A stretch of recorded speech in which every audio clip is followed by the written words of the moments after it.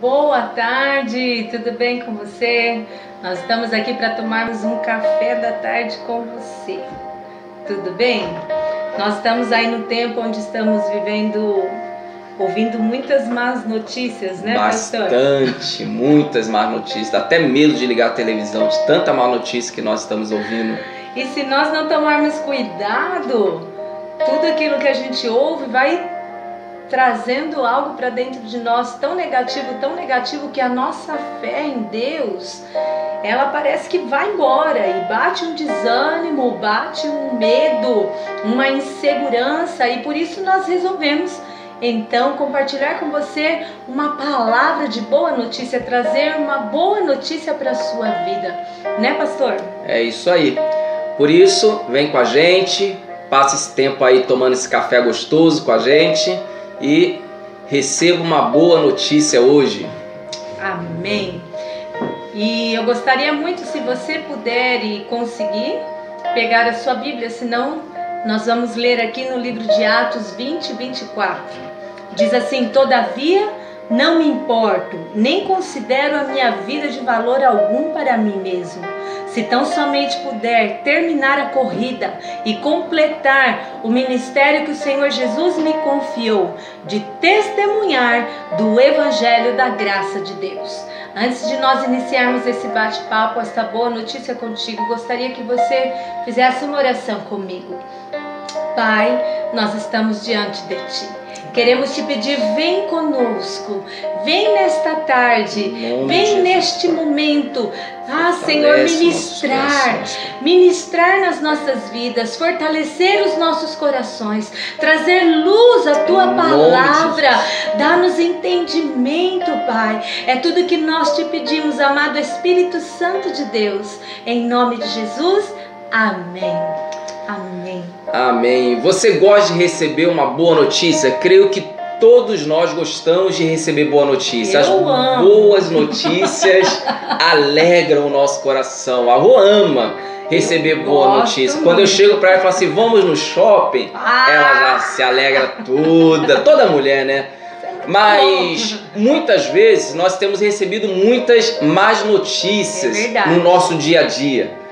Constantemente nós somos bombardeados com más notícia, e Deus, Ele tem uma boa notícia para nos entregar todos os dias. Por isso Atos dos Apóstolos diz: todavia não me importo, nem considero minha vida de valor algum para mim mesmo, se tão somente puder terminar a corrida e completar o ministério que o Senhor Jesus me confiou, de testemunhar do Evangelho da graça de Deus. Então a primeira coisa que nós precisamos entender é o que significa a palavra evangelho. É verdade. O que é o evangelho? Muitas pessoas já ouviram muito falar sobre evangelho, mas talvez você nem tenha o entendimento real do que é evangelho.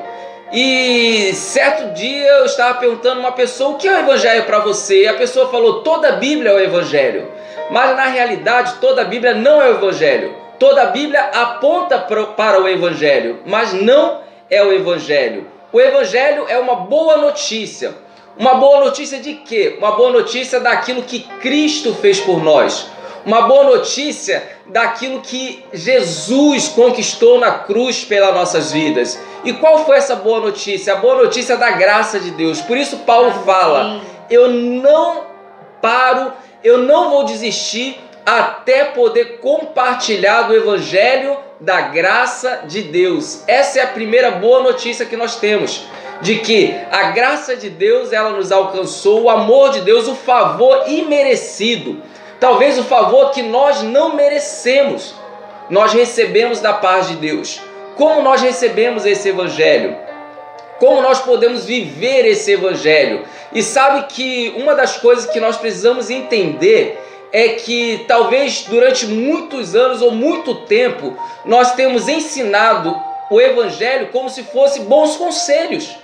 Nós queremos dar bons conselhos para as pessoas. É verdade, pastor, porque quantas vezes a gente se pega dizendo assim: olha, não faça isso, que isso não vai ser bom para você. Olha, não beba, não fuma, não se prostitua. A primeira coisa que a gente fala para a pessoa é querer dar a ela bons conselhos. sendo que na verdade nós fomos chamados a levar a boa notícia de que Cristo salva, Cristo liberta, né? Cristo cura. Amém. E nunca podemos fazer das doutrinas bíblicas o evangelho, sabia? Muitas vezes nós queremos fazer das doutrinas bíblicas o evangelho, queremos fazer da vida de santificação o evangelho. E nós queremos impor para as pessoas uma vida de santificação. Mas na realidade, Cristo não impôs nenhum padrão de santificação para nos entregar o evangelho, para nos entregar esta boa notícia. A santificação é resultado do evangelho. A mudança de vida é resultado do evangelho, não é o evangelho. O evangelho é de como Cristo nos salvou, como Ele fez essa obra. O evangelho é uma boa notícia de como Deus nos salvou. E como Deus te salvou? Através da obra da cruz. Sabe que muitos homens, eles questionaram Jesus a respeito do evangelho. E eles falavam: Jesus, como eu posso ser salvo? O que eu preciso fazer? Então, nós agimos com o evangelho como se algo que nós precisamos de fazer. E olha o que a Bíblia diz em João 6, 28 e 29. Então lhe perguntaram: o que precisamos fazer para realizar as obras que Deus requer? Jesus respondeu: a obra de Deus é esta, crer naquele que Ele enviou. Todos nós sabemos que o evangelho ele é tão simples, que nós queremos fazer algo para merecer. A graça de Deus que nos alcançou, ela é tão simples que nós queremos complicar para merecer. E aí os discípulos, as pessoas, elas começaram a perguntar: o que eu preciso fazer? O que eu devo fazer para receber essa salvação? Na verdade, pastor, eu acho que tudo aquilo que vem de graça, nós não valorizamos, né? É isso. O problema é esse. Muitas vezes nós não valorizamos aquilo que recebemos de graça. Então nós queremos fazer algo para merecer. Nós queremos fazer algo para falar assim: não, eu mereço esse evangelho, eu mereço essa graça. E Ele nos salvou de graça. O evangelho é simples. É uma boa notícia de como Jesus nos salvou. E quando nós vamos e pregamos o evangelho da verdadeira graça de Deus, nós acabamos dizendo, né, em outras palavras, de que o mérito não é nosso, né? Não é aquilo que eu faço que vai me salvar. Não são por boas obras a salvação. É isso, pastor? É isso. Mas é por crer naquele que o Pai enviou, por crer em Cristo, crer na obra da cruz. Nós somos salvos não por boas obras, por fazermos boas obras, mas nós somos salvos para as boas obras. Entendeu a diferença? Sim. Você é salvo não por fazer boas obras, mas para fazer boas obras. Então, quando Cristo nos salva, Ele não está interessado naquilo que você faz. Se aquilo que você faz é bom ou é ruim. Ele não está interessado se você peca ou se você não peca. Ele está interessado em apenas te dar uma boa notícia: eu morri pelos seus pecados. Então, o que é o evangelho? É você crer que Ele te ama, que Ele te amou, mesmo com a sua condição. Qual condição? A condição de pecador. Ele te amou, Ele te aceitou. E às vezes nós dizemos assim: aceite a Jesus para que a sua vida mude. Então, uma das coisas que nós precisamos entender: Jesus, Ele não precisa da nossa aceitação para Ele ser salvo. Ele precisa que você creia que Ele te aceitou, não que você precisa o aceitar. Então, o segredo da nossa salvação é crer. Crer é a base da nossa salvação. Olha aqui, o que diz Romanos 5:9. Como agora fomos justificados por seu sangue, muito mais ainda por meio dele seremos salvos da ira de Deus. Nós somos salvos de quê? Muitas vezes nós achamos que estamos sendo salvos do diabo. Mas por causa dos nossos pecados, os nossos pecados atraíram a ira de Deus. Então nós somos salvos da ira de Deus, que vem contra o pecado, que habita no ser humano. Quando que o pecado habitou no ser humano? Desde a criação do mundo. O problema não é só o seu pecado. O problema está no pecado que Adão e Eva cometeram. Romanos 5,12 diz algo muito interessante. Portanto, da mesma forma como o pecado entrou no mundo por um homem, e pelo pecado a morte, assim também a morte veio a todos os homens, porque todos pecaram. Todos pecaram. O pecado é algo universal. Não tem como dizer eu não sou pecador. Não tem como dizer eu não pequei, eu não peco. Não, porque o padrão de Deus para o pecado é altíssimo. É altíssimo, não tem como.